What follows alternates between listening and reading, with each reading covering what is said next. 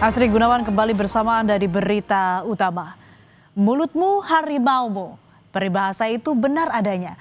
Di tengah kesulitan ekonomi hingga kenaikan pajak secara ugal-ugalan yang membebani rakyat, pejabat justru asbun alias asal bunyi dan mengeluarkan tindakan yang tidak simpatik.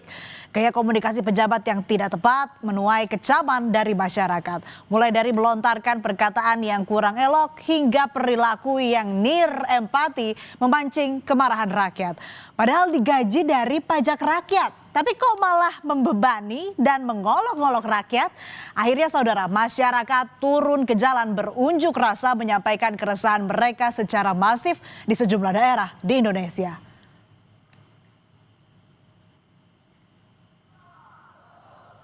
Kemarahan publik pun meledak mulai 25 Agustus 2025, ribuan orang berdemonstrasi di depan gedung DPR Jakarta.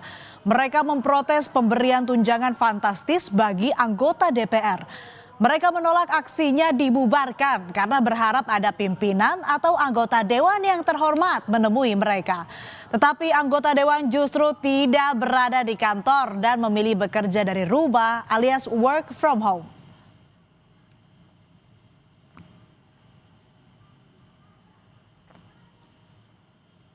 Tak puas karena aspirasinya belum didengar oleh DPR, aksi unjuk rasa terus berlanjut berhari-hari. Pendemo terus menyuarakan tuntutan mereka dipenuhi oleh DPR. Aksi ini bahkan dilakukan sampai malam hari.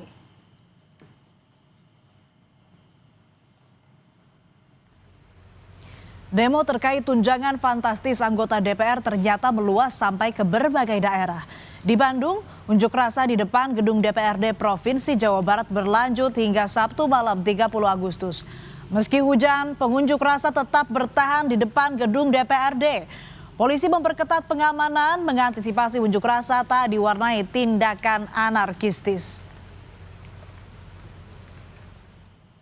Masyarakat yang geram akibat aksi asbun pejabat awalnya hanya menggelar aksi unjuk rasa di depan gedung DPR. Namun ternyata amarah warga terhadap pejabat yang asal bunyi dan dinilai tak simpatik pada rakyat berbuntut perusakan hingga penjarahan rumah sejumlah anggota dewan.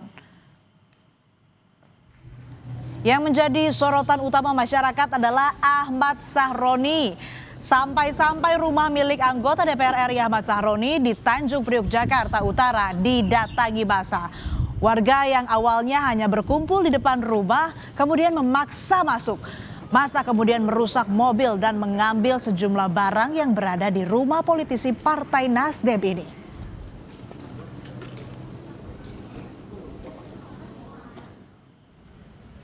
Selain rumah Sahroni, rumah anggota DPR RI dari fraksi PAN, Eko Hendro Purnomo atau Eko Patrio di kawasan Kuningan, Jakarta juga didatangi massa. Massa memaksa masuk ke rumah politisi Partai Amanat Nasional itu. Aparat TNI dan petugas keamanan kompleks mencoba mengamankan situasi.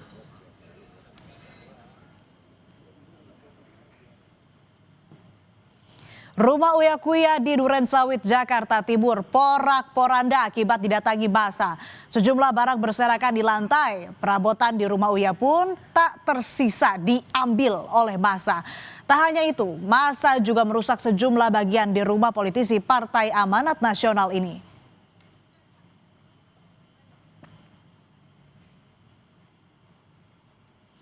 Aksi unjuk rasa mengkritik tunjangan fantastis DPR semakin tak terkendali dan berujung anarkistis. Aksi yang awalnya hanya di depan gedung DPR kini justru sampai merusak fasilitas umum dan merusak rumah pribadi anggota DPR.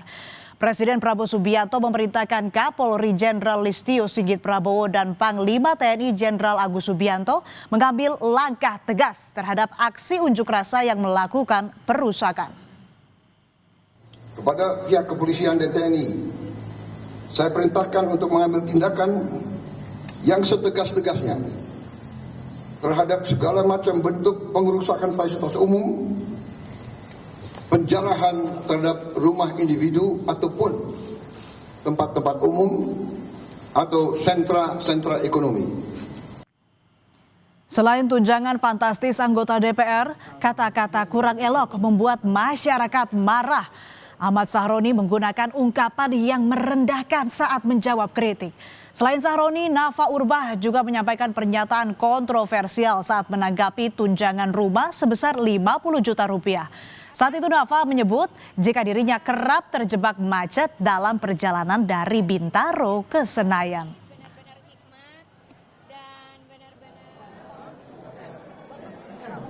Jangan. Memang yang ngomong itu rata-rata orang yang nggak pernah jadi duduk di DPR. Cuman mental bilang bubarin DPR, itu adalah orang sedunia. Banyak sekali anggota dewan yang dari luar kota.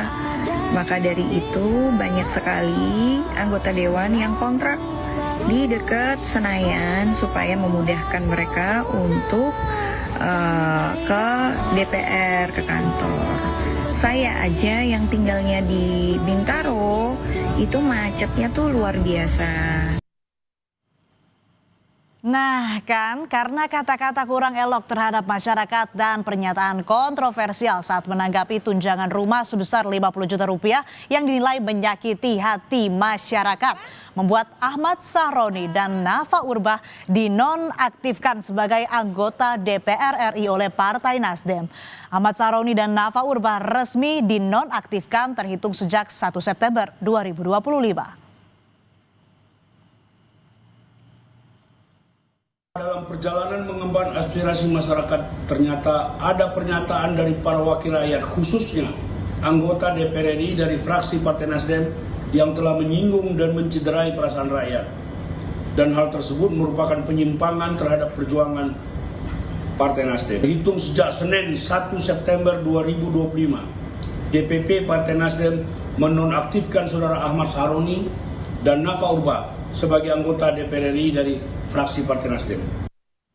Nasib serupa juga dialami Eko Hendro Purnomo atau Eko Patrio dan Surya Utama alias Uya Kuya. Partai Amanat Nasional menonaktifkan keduanya sebagai anggota DPR terhitung sejak 1 September 2025. Keputusan ini diambil setelah mempertimbangkan dinamika politik di tanah air. DPP Partai Amanat Nasional memutuskan untuk menonaktifkan saudaraku Eko Hendro Purnomo dan saudaraku Surya Utama sebagai anggota DPR RI dari fraksi Partai Amanat Nasional DPR RI terhitung sejak hari Senin 1 September 2025. Sebelum dinonaktifkan dari DPR, secara berurutan Eko Patrio, Uya Kuya, dan Nafa Urbah meminta maaf kepada masyarakat Indonesia. Mereka meminta maaf atas kegaduhan akibat sikap dan ucapan yang dinilai telah menyinggung dan melukai hati rakyat.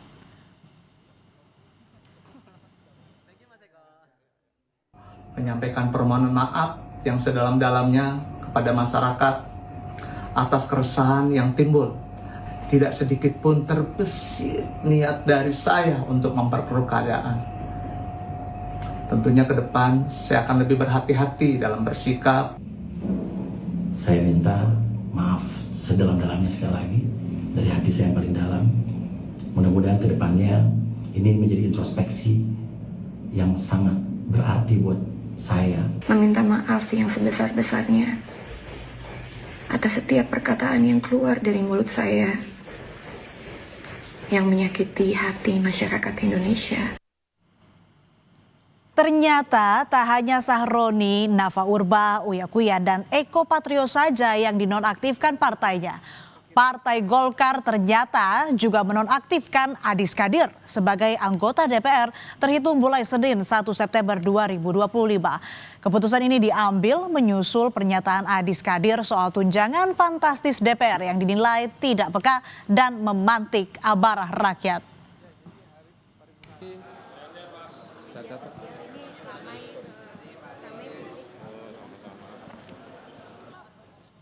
Setelah tunjangan fantastis DPR dikritik habis-habisan oleh masyarakat hingga menimbulkan gelombang protes yang berujung anarkistis, Presiden Prabowo Subianto menyatakan DPR akan mencabut sejumlah kebijakannya termasuk tunjangan bagi anggota dewan serta memoratorium kunjungan kerja ke luar negeri. Pimpinan DPR menyampaikan akan dilakukan pencabutan beberapa kebijakan DPR RI, termasuk besaran tunjangan anggota DPR dan juga moratorium kunjungan kerja ke luar negeri. Sejumlah anggota DPR mengaku tak keberatan jika tunjangan para wakil rakyat dievaluasi.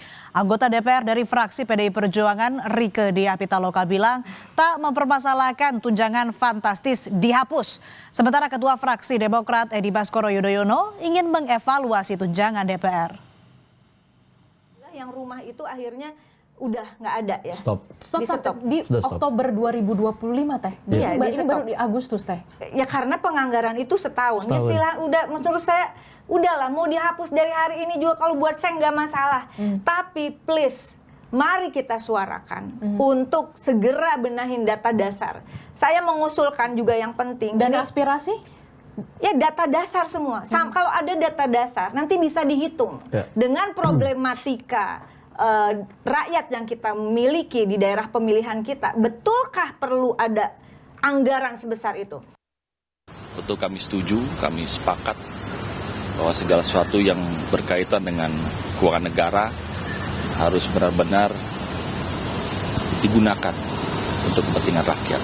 Tapi sebagai pimpinan MPR, pimpinan fraksi, tentunya saya ingin melakukan evaluasi lah ya atas dasar apa yang diinginkan masyarakat. Ekonom sekaligus guru besar ilmu ekonomi UI Renal Kasali menyebut untuk menyelesaikan konflik ini pemerintah harus menyelesaikan sampai ke akar-akarnya. Tidak hanya memberi sanksi pejabat yang ngomong sembarangan, tapi juga persoalan yang lebih mendasar, yaitu ketidakadilan yang dirasakan oleh rakyat harus dihapuskan. Pemerintah harus berani mengevaluasi kebijakan yang menyebabkan rakyat menderita. Persoalannya ada di akar, jangan menuju ke atas dulu. Di akar itu persoalan kalau tidak diselesaikan akan tereskalasi. Sadar nggak sih kalian bahwa ini sudah jadi masalah? Masalahnya pejabat yang ngomong sembarangan. Soal tanah mau disita, soal uang tabungan kemudian dibekukan di rekening. Ini gimana sih, seperti nggak ngerti masalah. Lalu masyarakat semakin menderita. Pajak lagi, pajak lagi, pajak lagi. Sekarang bisnis online kena pajak, ini kena pajak, apa-apa pajak. Ampun deh, pimpinan daerah juga nggak mau mikir. Langsung naikkan ratusan persen, bahkan ada yang 1000%. Ini kan melukai perasaan rakyat. Apa nggak tahu rakyat lagi susah?